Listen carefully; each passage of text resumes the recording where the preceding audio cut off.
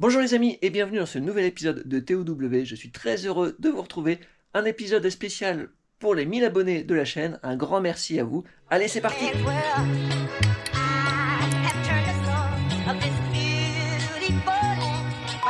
Les amis, hier c'était les 40 ans d'un pote.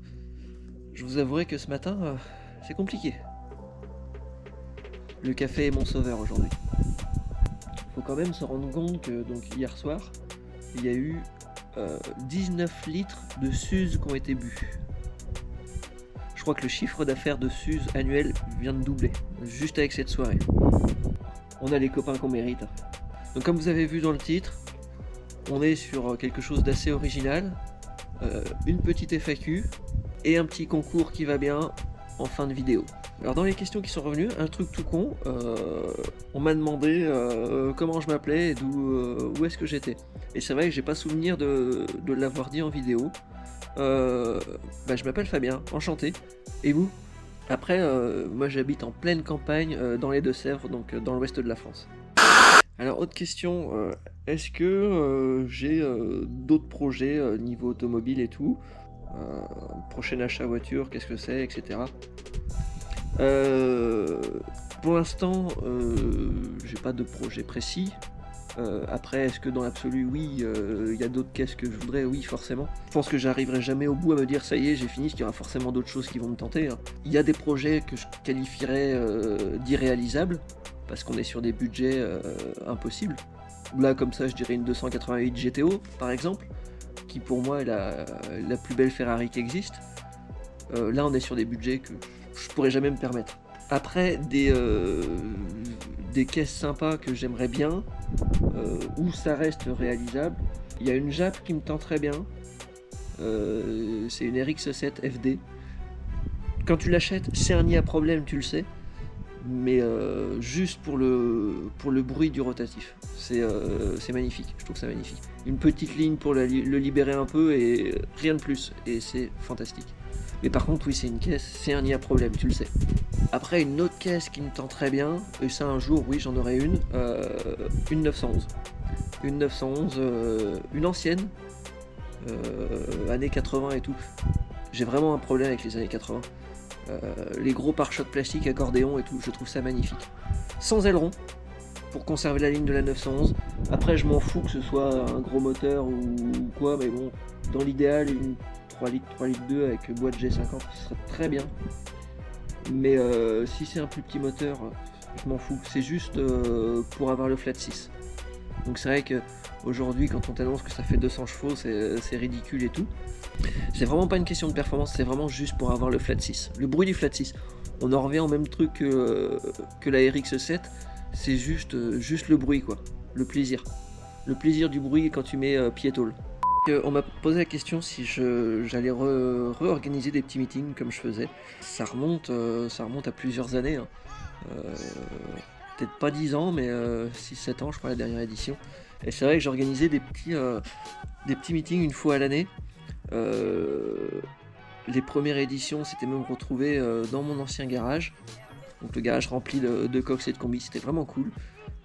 Après, on faisait ça dans un terrain prêté par la mairie.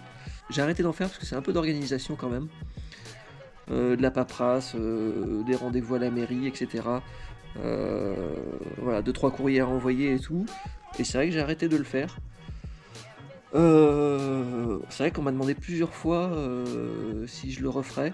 Je suis pas contre, mais c'est vrai que pour l'instant, j'ai pas le temps pour organiser. Mais voilà, après, je suis pas fermé à l'idée. Je sais pas quand. Mais je suis pas fermé à l'idée de refaire des trucs de ce genre-là. C'était vraiment sympa. Ce qu'on faisait, on avait le point de rendez-vous dans un VNB. Le VNB, justement, qui est tenu par le pote qui fêtait ses 40 ans hier. Et c'est vrai qu'après, on allait, on finissait avec barbecue et tout dans une prairie. Et c'était vraiment chouette. De toute manière, les dernières vidéos de ma chaîne avant que je relance cette série, c'était des vidéos sur ces sorties-là. Petite question perso, est-ce que tu es marié, tu as des enfants? Je suis pas marié. Et des enfants, je sais pas. On a toujours le doute en tant que mec.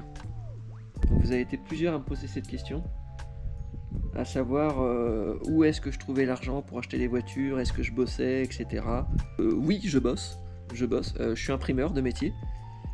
Et après, j'ai la chance, si vous voulez, d'habiter, comme je vous le disais, dans un coin paumé de France où l'immobilier coûte pas très cher. Donc j'ai ma petite maison qui me coûte pas très cher. Et puis à côté, voilà, je finance mes voitures. Après, je bosse les week-ends dessus et tout.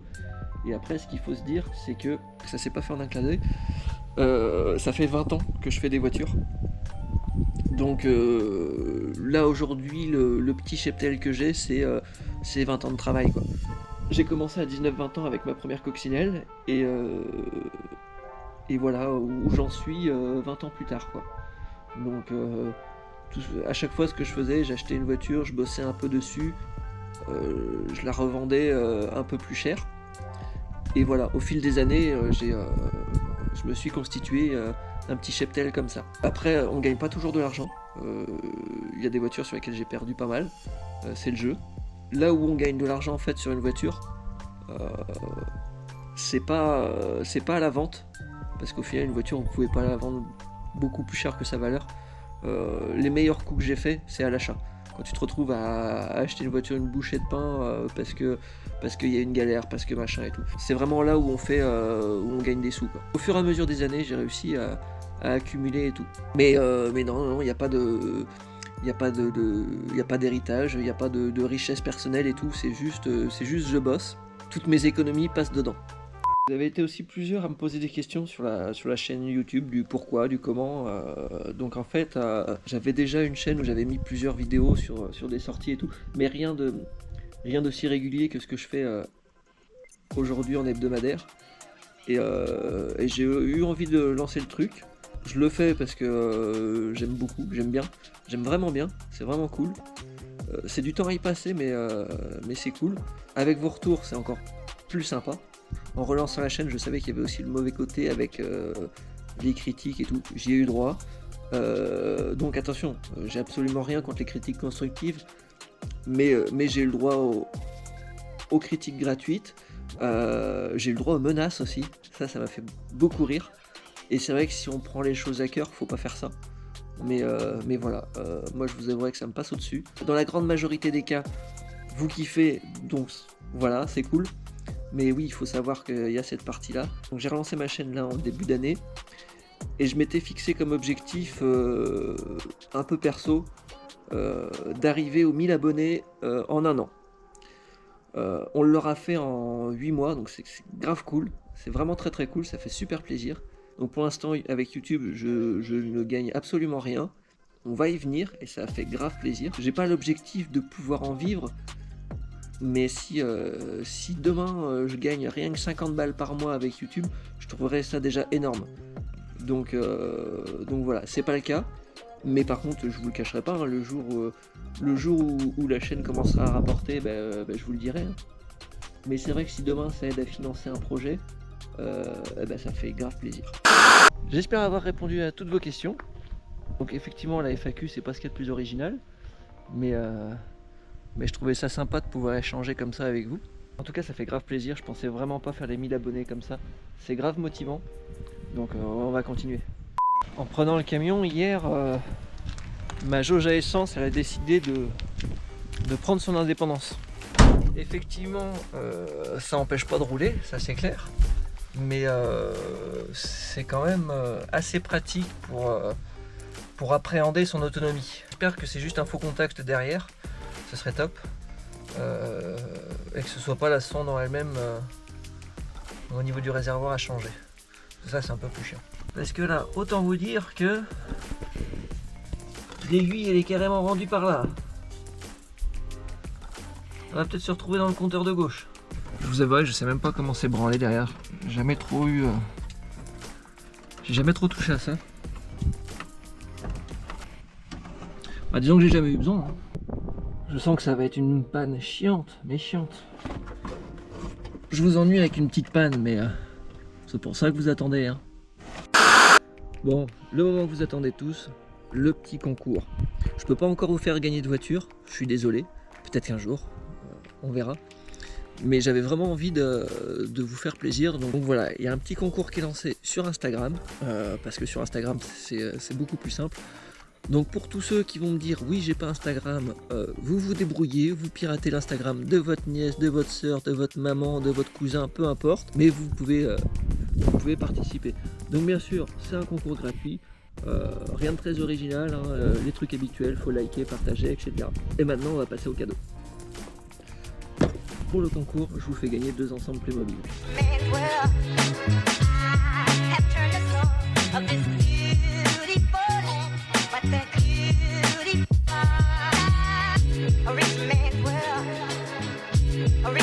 Donc le concours commence dès ce soir et se terminera dimanche. Je contacterai les 2 gagnants directement depuis mon compte Insta. Je vous mets le lien en description et je vous enverrai un petit vocal. Voilà. Donc ça reste, comme je vous le disais, un concours totalement gratuit, pas de carte bleue, machin et tout. La coccinelle bleue, j'ai été obligé.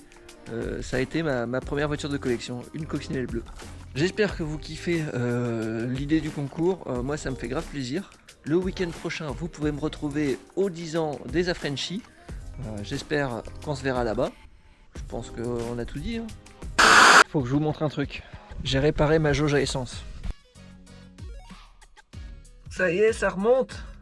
Et pour arriver à ce résultat, eh ben, j'ai remis de l'essence. Bon, je vous vois venir, hein, j'étais pas au bord de la panne sèche. J'ai rajouté vraiment que 20 litres. Donc je pense qu'il y a quand même un souci au niveau de la jauge. Et là, ça me fait penser plus à un souci de flotteur dans le réservoir. Et ça m'emmerde. Parce que niveau accessibilité, je sais pas comment ça se passe sur un T3. J'en ai jamais changé sur un T3. Mais je sens que ça va être chiant. Il doit y avoir une partie des contacteurs qui doit être flinguée et rendue à un certain niveau. Ça indique plus rien, quoi. C'est l'impression que ça me donne. Donc il faudra que je change le flotteur et en espérant que le diagnostic est bon. Que je me fasse pas chier pour rien. Et voilà les amis, c'est tout pour aujourd'hui. Merci à tous d'avoir suivi cet épisode. J'espère que ça vous a plu. Je vous mets en description mes réseaux sociaux, Facebook et Instagram. N'hésitez pas à me rejoindre. De toute manière, pour le concours, c'est sur mon Instagram, allez-y. N'hésitez pas bien sûr à liker, à partager et à commenter. C'est super important pour le référencement. Et je vous donne rendez-vous mercredi prochain, 19h. Donc si tu veux rien louper, tu t'abonnes et t'actives la petite cloche des notifications. Ciao, bisous.